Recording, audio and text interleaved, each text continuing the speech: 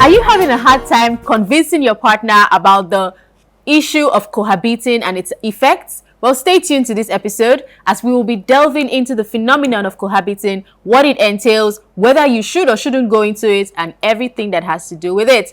Hello Saints, my name is Ushi and this is Catholic Faith Forum. Let's go on a short break, and when we get back, the show continues. Do not go anywhere.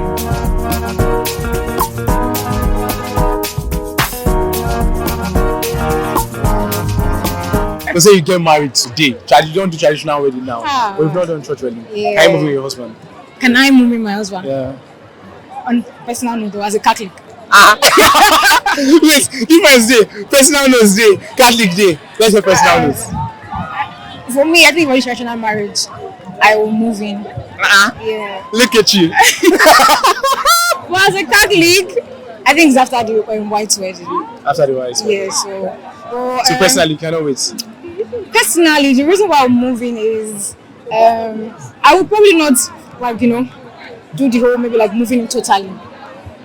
Then something like a sleepover, stay for 1 week, 2 weeks, kind of something.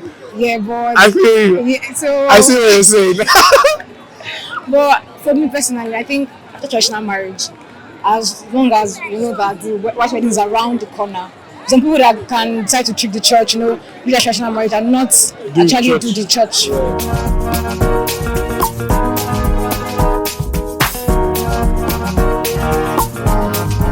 Welcome back, Saints. This is Catholic Faith Forum and I am Ushi. Our topic for today is, should people cohabit? So what is cohabiting? Cohabiting is the idea of living together with someone who you're not married to and having sexual relations with that person. So is this the right thing to do, and why do people go into it? These are some of the questions we're going to be answering on today's episode of the show. I also have Bivantesi on standby to tell us about the life of Saint Justin, and the Know Your Faith crew is on standby as well for the faith session. Now it's time to meet my guests. I have two amazing men here with me to discuss the topic cohabiting.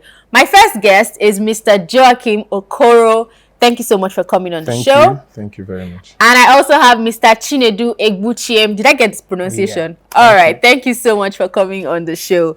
So, Mr. Chinedu is a young man, a single young man who is passionate about God and humanity. His dedication to positive change and spiritual growth led him to serve as parish president of Sion in St. Andrew's Parish, Ilemba, from 2021 to 2023. He's also the founder of City Masters brand, specializing in high-quality popcorn in Ekiti State. I hope that you brought popcorn for me. Because if you didn't, we're going to have issues. All right, so Mr. Joachim is a lawyer. He's also the president of the Catholic Charismatic... he's also the coordinator of the Catholic Charismatic Renewal of Nigeria's St. Dominic's. And he is married with 3 amazing children. Yes, he loves to talk to people, young people especially, and he loves to teach. Thank you so much for coming on the show. Thank you very much. All right, so let's get right into it. What is your understanding of cohabitation? I know I've given a definition, but if you would like to throw more light on it. Well, basically, cohabitation is a state where people who are not married, who are not legally married, live together and are involved in sexual relationship. It's as simple as that. People who are not married, living together, involved in sexual relationship. So did you at any point cohabit before marriage? Well, I did not. Oh, look at you. Okay, so what factors do you think contribute to people making that decision to cohabit? Thank you. From my end, while growing up, I actually grew up in a very rural area. Yeah. And one of the factors, or few factors I was able to identify was finances. Most cases, people tend to cohabit just to be able to share the finance burden.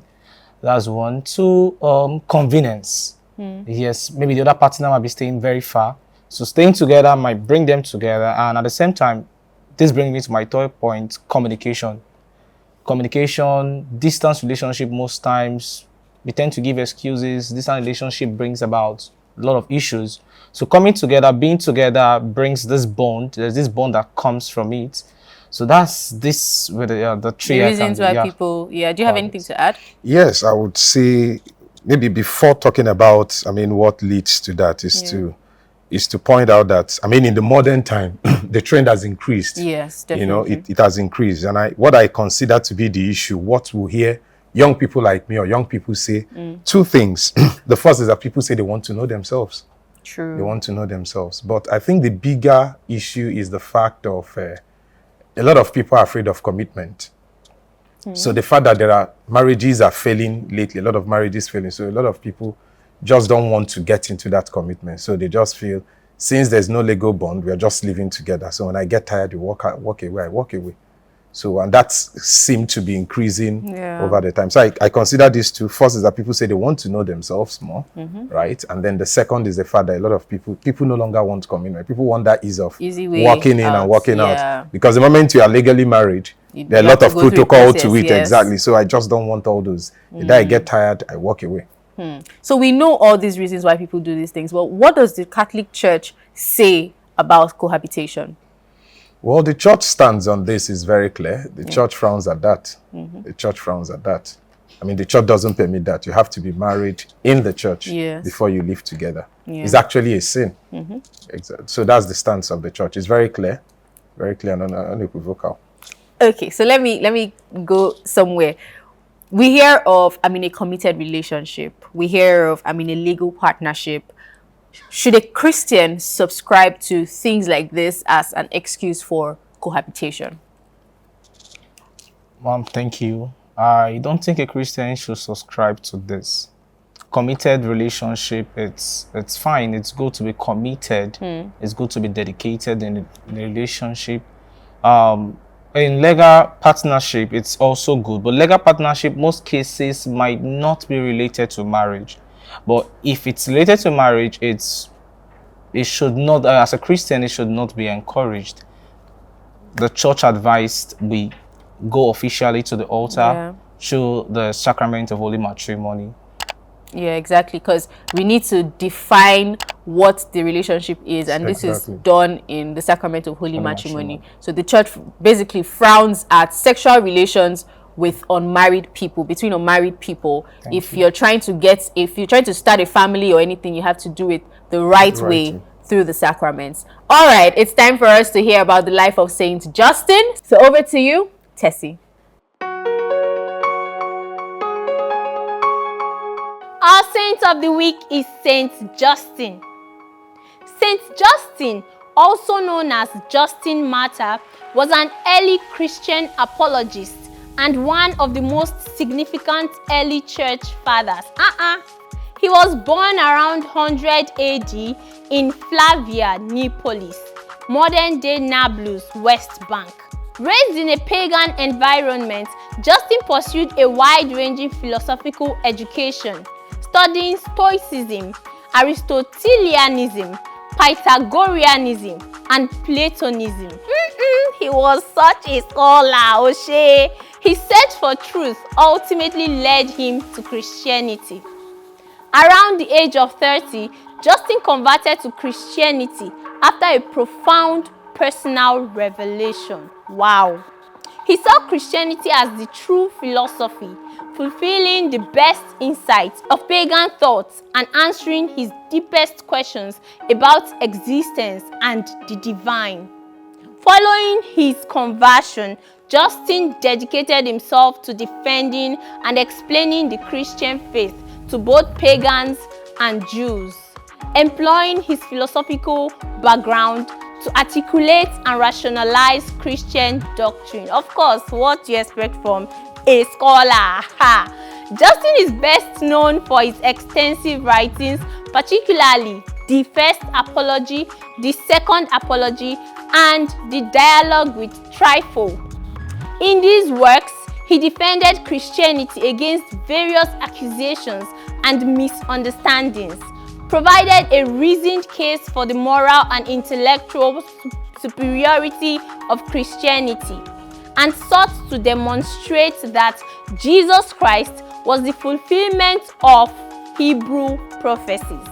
His writings offer valuable insights into Christian theology, liturgical practices, and the relationship between Christianity and the Greco-Roman culture. Justin's unwavering commitment to his faith ultimately led to his martyrdom. During the reign of Emperor Marcus Aurelius, around 165 AD, Justin and several of his students were arrested for their Christian belief. Wow. Refusing to renounce his faith, Justin was scourged. Refusing to renounce his faith, Justin was scourged and beheaded. Kai Omo. Earning the title of martyr and becoming one of the most revered figures in early Christianity. Of course, Saint Justin Martyr's Feast Day is celebrated on June 1st in the Roman Catholic Church and the Eastern Orthodox Church. He is venerated as the patron saint of philosophers and apologists. His life and works continues to be a source of inspiration and instruction for those seeking to understand and defend the Christian faith. Saint Justin, pray for us. Thank you very much, Tessie, for that enlightening story on the life of Saint Justin. I hope that we learned something from that. All right, so back to our conversation. We've established that the Catholic Church frowns at cohabitation, but we cannot deny the fact that there are a lot of people who still engage in such. Now, how do you think that cohabitation influences the dynamics of a relationship, talking about communication, conflict resolution, and long-term commitments? What effect does cohabitation have on these things for those in relationships? You know, interestingly, when we talk about cohabitation, or what you had called a legal partnership or committed relationship, the devil is always in the details. I mean, it's always good to define what exactly you are doing. You can call it whatever name, you have to define. But if you are talking about it from the Christian context, as already established, wrong. Now, coming back to the effect it has or the impact on relationship, you know, what people haven't really, I was actually surprised to know. I've taken time, this is something I've studied over time to discover that there are actually researches showing that most failed marriage, there are a greater percentage of failed marriages where people had cohabited or were in, quote and unquote, the long committed relationship involving sex before marriage. And it was quite, will I say, surprising to me, because it was actually not a research. I know I've read about research in Europe, research in the United States, I think one in California, where they took heard from couples, and they say the greater percentage of people who actually had couples who cohabited before marriage, or those who were involved in, sexual relationship before that, their marriages fail more. And then the question is why? Now you begin to look at some issues. Now the first of it, and I think which is where people most times do not pay attention, once there's sex involved in a relationship, right, there's a problem. Now sex is meant to seal a relationship. In every custom of the world and in every religion of the world, there's no marriage until there's sex. So even if couples go to the mosque and the marriage is contracted in the mosque, or you go to the registry, it's contracted in the registry, or even in the church, and there's no sex after, is a ground, there's no consummation, which is sex. There's a ground to dissolve such marriage. Now the question is, why is that the case for all these? All customs you can think about. The reason is very simple. Sex is meant to seal a marriage. It's just like an envelope. If you open up an envelope and you seal it, it's closed, right? It's meant to seal the marriage. Now, when people go into sexual relationship before, actual marriage, now the way I've looked at it, and these things are also psychological, is the fact that ideally before going to relationship, you're supposed to know yourself, study yourselves. Now, the study, I compare it to cleaning up the surface before sealing. Now, before cleaning up the period of courtship, going out, you're supposed to clean the surface, learn yourselves, right? Now, the moment there's sex, what you've done is to seal the envelope without really cleaning the surface. Now, what happens? It will seal. But it's just a matter of time. Those debts you failed to remove will come up, and the envelope will, it will pull. It's just a matter of time. Now, how does it impact, relationship? Now, where couples or, partners are involved in sex before marriage, now the chances that a lot of things are taken for granted. It imparts communication. Some things which you ordinarily would pay attention to. Looks, you want to make excuse for it, right? And then those things will definitely come up one day. By the time they come in, what is actually, you begin to make excuses for things which you shouldn't make excuse for. So the effects, again, these things are researchers have shown that when people now come in, now you begin to wonder, but this person had this quality before now. It's just that you didn't pay attention. You've sealed what shouldn't be sealed. So it definitely will impact communication because you no longer see what you're supposed to see. The things you should speak out about, you no longer talk about them because you've taken them for granted. So there are researches to show, I'm not aware of anyone done in Nigeria, but I'm sure it wouldn't be different. So in terms of being able to deal with themselves after, issues around communication, also issues around, because one of the points which I had raised initially is the fact that people go into cohabitation because you want to learn yourself. So I meet A, we stay together, it doesn't work out, she works. I meet B, it doesn't work out, work, C. At the end of the day, you've had experience of 5-6 persons. A whole lot of things come to play. It's going to affect your being able to deal with others because we are human beings. You keep comparing in every sense, including the way the person cooks, the way the person, puts the house in order. We are all wired differently. So I think give or take, I can't think of, I may be wrong, but I can't think of how it helps you better in your communication. Thank you. Okay, so that was very elaborate. We have people who are courting each other and we cannot cohabit, right? But is it okay, in your opinion, for them to spend weekends together trying to get to know each other or just trying to build that companionship? Spending weekends together, wow. That's a beautiful thing. But at the same time, relationship in the first place needs to be defined. And most cases, it takes discipline, a whole lot of discipline when it comes to that. So I won't advise spending weekends because while spending the weekend, you might agree to, there's not going to be any premarital sex, keeping yourself until marriage. But it's not funny. The temptations. The temptation could come from many of the partners, and not giving in might it takes a whole lot of discipline at that moment. So I will not suggest, I will not give in for weekends. Possibly you could spend beautiful time together from you have during the day till maybe late in the evening you leave, and because spending the weekends together gives room for a whole lot of other things that could arise. All right, Exactly. Thank you. So it's time for us to find out more about our faith. So over to you, Jeff.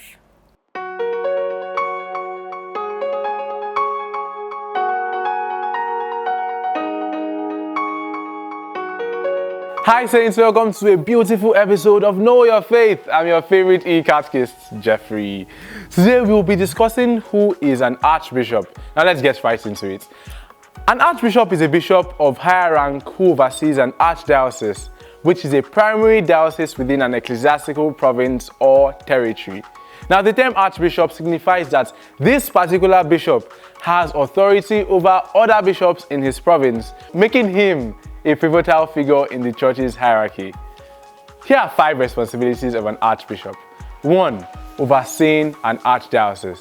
An archbishop governs an archdiocese, which is typically more significant in size or importance than a regular diocese. For example, the Archdiocese of Lagos is overseen by an archbishop who is responsible for the spiritual and administrative needs of this vast region of Lagos. 2. Supervisory role. Now, in addition to managing his archdiocese, an archbishop also has a supervisory role over the dioceses within his province. Now, this means he provides guidance, support, and oversight to the bishops of these dioceses, ensuring they align with the wider church's teachings and practices. 3. Representation. Archbishops often represent their archdiocese in national and international church meetings. They participate in conferences, synods, and councils, contributing to the global church's decisions and policies. 4. Liturgical duties. Like other bishops, an archbishop performs liturgical duties such as confirming Catholics, ordaining priests, and celebrating significant liturgical events. His presence and leadership at these ceremonies highlight his role as a key shepherd of the church. 5. Advisory role. archbishops frequently serve as advisors to the Pope.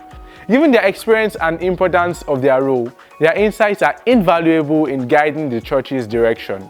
Now, according to gcatholic.org, there are 9 archdioceses and 13 archbishops in Nigeria, 4 of whom are retired already. Senior men.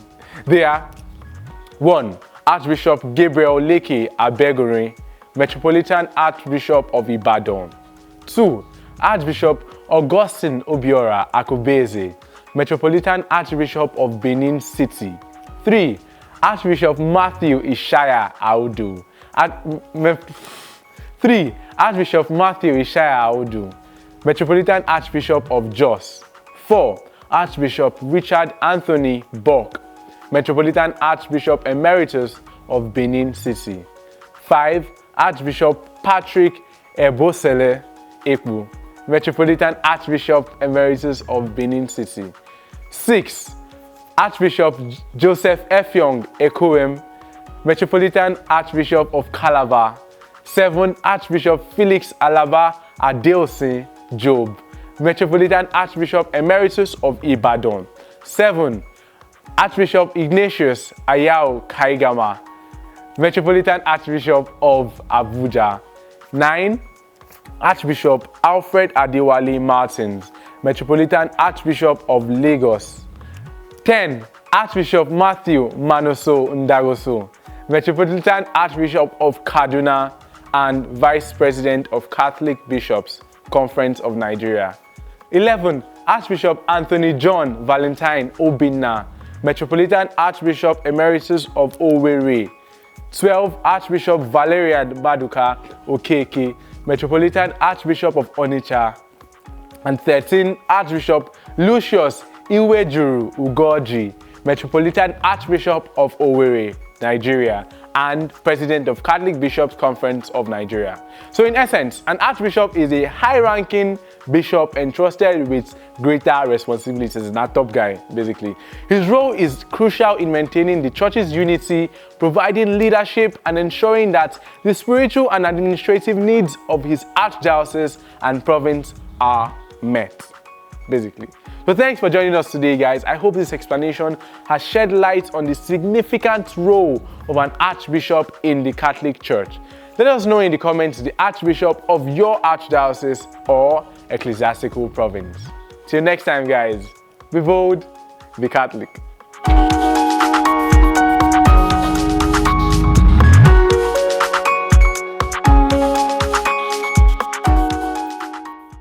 Thank you very much, Jeff, for that interesting session. All right, let's go right into it. We have a lot to discuss. So you know how people first get married traditionally or legally, and sometimes we see cases of the church wedding being, delayed or postponed. Like there's a huge gap between when they do the trad and the church wedding. Do you think it is okay for couples to live together after being traditionally or legally wedded? I mean, after all, man and wife. But then again, they haven't gotten the blessings of the church. Okay, thank you. I forgot to make mention of the cultural influence when it comes to causes of cohabitation. Mm-hmm. Well, yeah, I want to advise. I think one of the fears of people most times when it comes to getting married or going to the church for the sacrament of holy matrimony is the fear of the amount to spend. Yeah. Yes, we see it as one big thing. And that's what you want to get exactly. You want to get the so grand wedding gown. You want to get the best bridesmaid. You want to get the best clothes, shoes, and so on. And there's a lot of pressure. Exactly. Especially on social media. On social media, you see this person's wedding and you be like, I want to be like, my wedding will be better than this. But I feel we need to leave that mentality, because if you can do your traditional marriage, I am so sure you can as well have your white wedding immediately. Church wedding. Because it's of late, I see people having both together, and I think it's a beautiful one. You can as well just have a Tuesday wedding. It must not be Saturday. Just go to the church with your spouse. The church, the people that are most important has to do with the sponsors, the ring, and the priest. Yeah. These are the people important in the celebration of the couple as well. So I don't think we need to go about spending a whole lot or thinking of how to cook for the whole world just to have. So I think this is one of the reasons why most times it's kept long.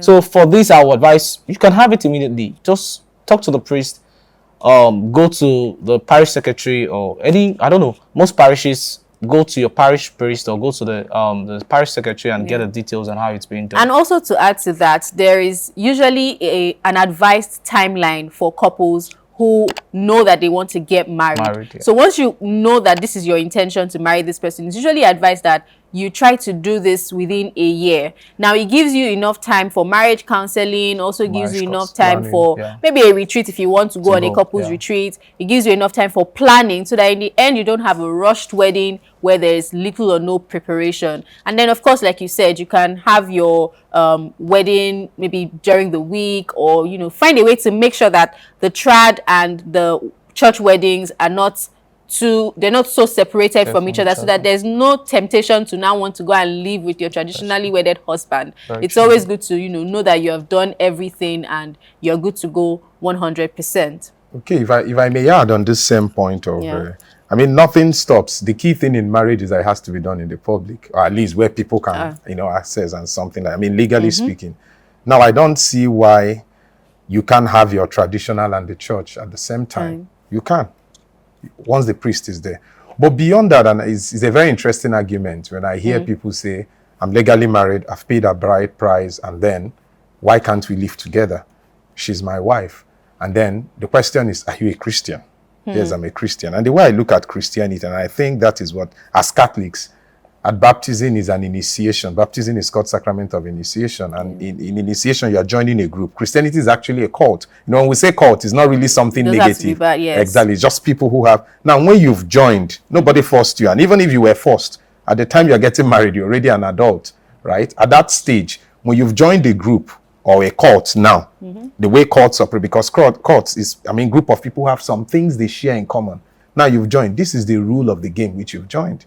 So you can't say I'm a member and at the same time you are working against. You know, the church is not saying necessarily, is not making it difficult for you. All the church is just saying the church which you belong to, this group which you belong to, needs to witness to what you are doing. So you cannot in one breath say I'm a Christian, I'm a Catholic, for instance, and at the same breath, I now want to decide, cherry pick the things I want to do and the things I don't want to do. So if you're a Catholic and this is what the church do, I mean, what the church has what the church teaches, you have to go by it. True. You know, and it's very easy, as I said. You can have, even your court marriage, these days you can pick up the form, bring it to the priest. So rather than going to the registry to do it separately and then once the church is a licensed place of worship, get your form from the registry, go to the church. The day your priest is wedding you, the forms get signed, the priest signs, you take it back to the registry. You can even do that the same day, and your traditional maybe a day before, even the same day. Everything can be done together. I actually had the same, you know, kind of my court